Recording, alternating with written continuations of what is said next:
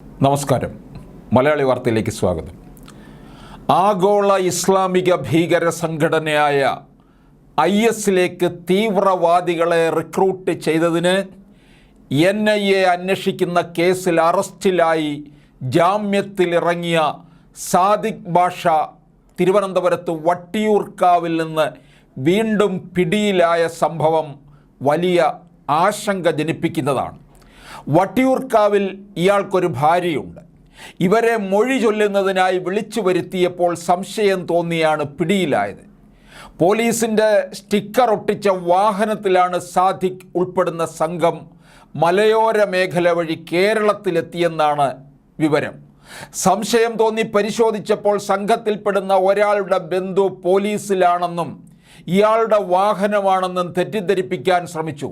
എന്നാൽ ഇത് തെറ്റാണെന്നും NIA എടുത്ത കേസിൽ തമിഴ്നാട് ജയിലിലായിരുന്ന ഇയാൾ ജാമ്യം നേടി പുറത്തു വന്നതാണെന്നും അവിടെ നിന്നാണ് വളരെ രഹസ്യമായി തിരുവനന്തപുരത്ത് എത്തിയതെന്നും വ്യക്തമായത്. ഇയാൾക്ക് തിരുവനന്തപുരത്തെത്താൻ ആരുടെയൊക്കെ സഹായം ലഭിച്ചു?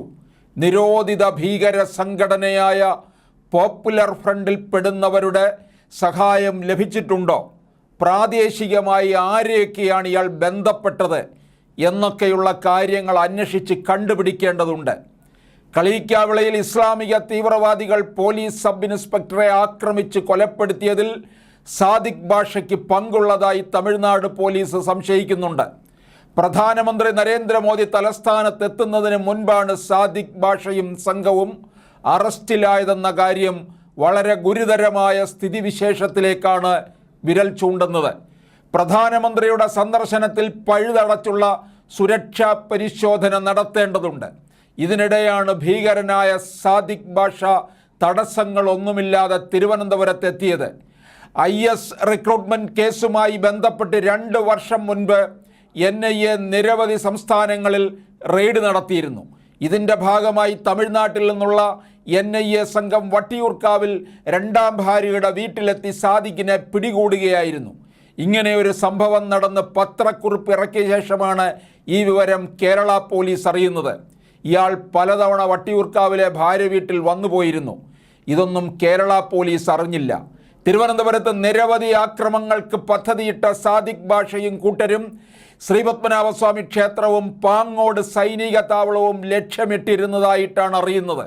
പത്മനാഭസ്വാമി ക്ഷേത്രത്തിൽ ഇവർ പലതവണ കടന്നതായും അറിയാൻ കഴിഞ്ഞു.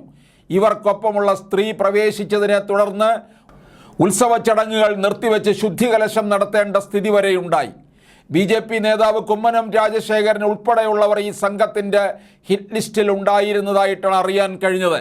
കേരളം ഇപ്പോഴും ഇസ്ലാമിക ഭീകരരുടെ താവളമായി തുടരുന്നു എന്നാണ് സാദിഖ് ബാഷയുടെ തിരുവനന്തപുരം സന്ദർശനം തെളിയിക്കുന്നത്.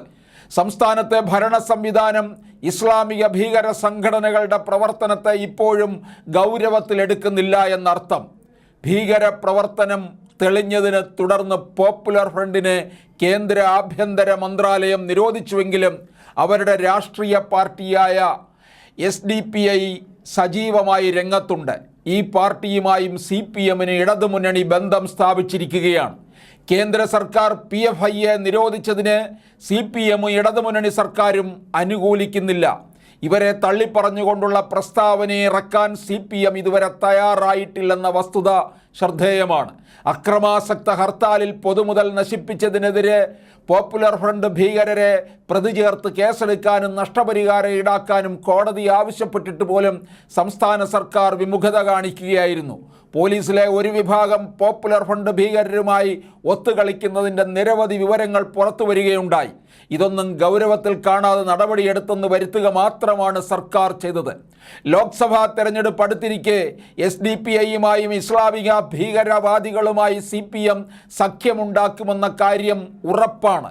ക്രമസമാധാനത്തിന് ഭീഷണി ഉയർത്തുന്നതും രാജ്യസുരക്ഷ അപകടപ്പെടുത്തുന്നതുമെന്നും CPM ഒരു പ്രശ്നമായി കാണുന്നില്ല.